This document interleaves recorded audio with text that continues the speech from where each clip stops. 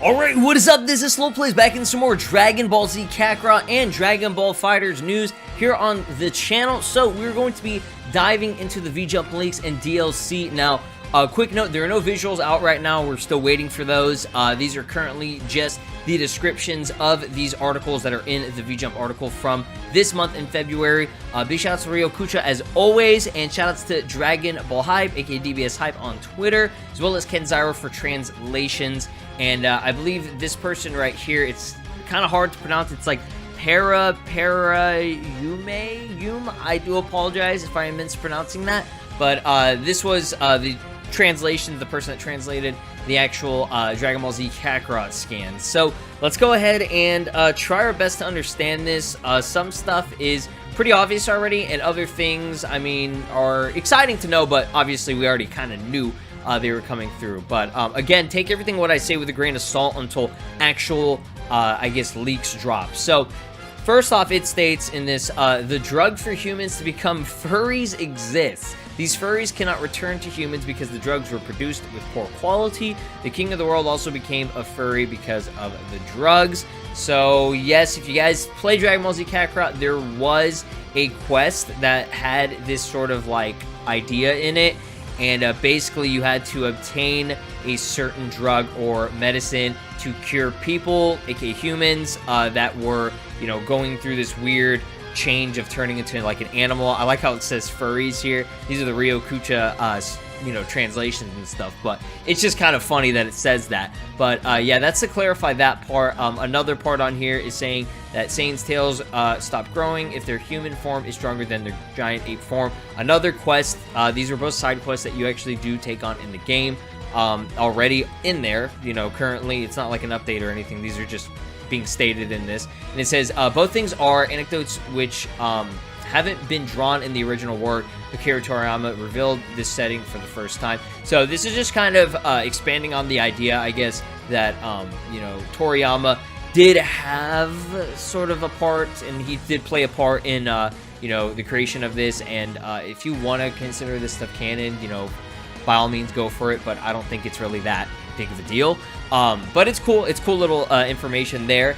Then the part that I guess, you know, most people are actually, you know, wanting to hear and are looking forward to is the DLC. So the next additional DLC will feature a mysterious tree with a recognizable shape.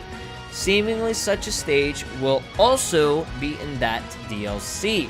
Now, y'all might be thinking, first thing, because you hear tree, you're thinking Tree of Might. Now, that's the first thing I thought, but then I thought about it a little bit more, and I'm like, okay, what other really iconic trees, and I know that sounds silly, save trees, hashtag save trees, are in Dragon Ball Z, you know, in Dragon Ball as a series. And what comes to mind? Planet Beerus. Yes, Beerus's planet, his home planet that he lives with Whis, actually has that, like, you know, pinkish, purplish kind of big-ass tree in the center of it. And as you guys know, you know, there were DLC files and, you know, hints, and even not even necessarily hints, but in the debug mode, the models are in there. You know, Beerus and Whis have been uncovered since like the first or second week that the game released. You know, modders and data miners were able to find this information. So this is just nice to hear that, you know, they're already kind of ready to start revealing some of the DLC pretty soon. Now, before you ask about the Time Machine update, just don't ask about it yet. Because guess what? To my knowledge, there's still no news on it. I say when the update drops, it drops. I'm assuming what's going to happen is when the DLC ends up being released, we'll probably get the update right before that. Maybe they'll do sort of a, I mean, that's what they usually do with the Dragon Ball games with like FighterZ and Xenoverse 2. They have a quote-unquote, you know, free update, and then they get, you know, the actual DLC for the paid update. So it kind of inclines people to get back into the game, you know what I mean? So this will be nice to hear. This is actually very nice to hear that, you know, the DLC is already kind of, you know, being in the works for a reveal, an official reveal. That way we can stop having people saying, oh, the DLC wasn't going to be Beerus and Whis and stuff like that, you know. And again, take everything what I say with a grain of salt, because I'm not, you know, 100% like saying, okay, this is what's going to be coming right now at this very moment. But Beerus and Whis make sense, you know, and I don't know exactly when this is going to drop, But the scans, the actual reveal of it, and visual and stuff should be dropping probably later today, maybe tomorrow, potentially. We'll definitely see that pretty soon here. But moving on, we're going to jump into Dragon Ball FighterZ, the DLC. Now, all the information that I'm going to be talking about here, nothing is really too new except for a new feature, apparently. Again, shout out to Kenzairo for this. This dude's a homie, he always comes through. So let's talk about Kefla's moveset. These are just general breakdown of, you know, the moves and everything. So she's going to have the Fist Cannonball, the Gigantic Breaker, Gigantic Ray, which is the one that's, you know, a ton of, you know, red, I guess, Ki Blast and stuff in the air. And then she'll have the Gigantic Burst, which you guys know from, you know, Xenoverse 2 and stuff, which is the fusion of the green and red as that giant, you know, thick double beam. Right here, it says a new feature update.